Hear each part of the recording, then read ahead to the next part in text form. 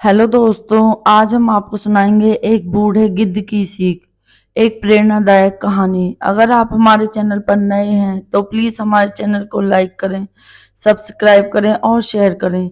एक घने जंगल में गिद्धों का एक झुंड रहता था। गिद्ध झुंड बनाकर लंबी उड़ान भरते और शिकार की तलाश किया करते थे।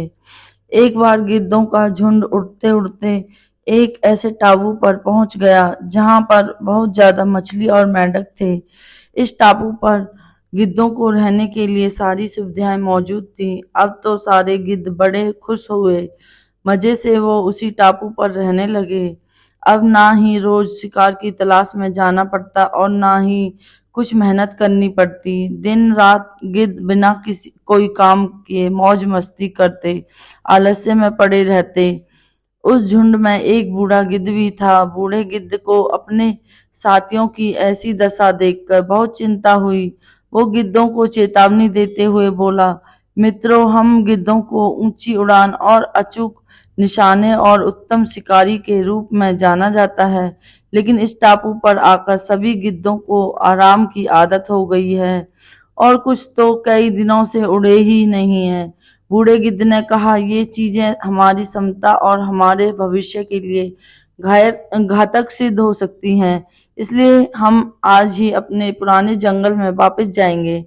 अब बाकी सारे गिद्ध उस बूढ़े गिद्ध की हंसी उड़ाने लगे कि ये बूढ़े हो चुके हैं, इनका दिमाग सही से काम नहीं कर रहा है। हम कितनी मौज मस्ती से रह रहे हैं, वापस वहां जंगल में क्यों जाएं? ये कहकर सभी गिद्धों ने जाने से मना कर दिया, लेकिन बूढ़ा गिद्ध वापस चला गया।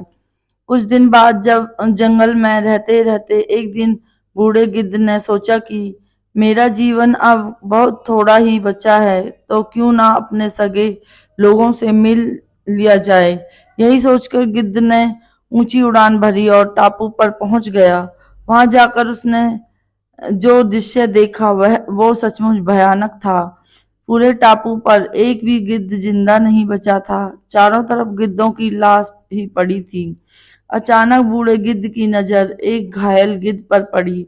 उसने बताया कि यहाँ कुछ दिनों पहले चीतों का एक झुंड आया था। जब चीतों ने हम पर हमला किया तो हम लोगों ने उड़ना चाहा, लेकिन हम नहीं सके और ना ही हमारे पंजों में इतनी ताकत थी कि हम उनका मुकाबला कर पाते।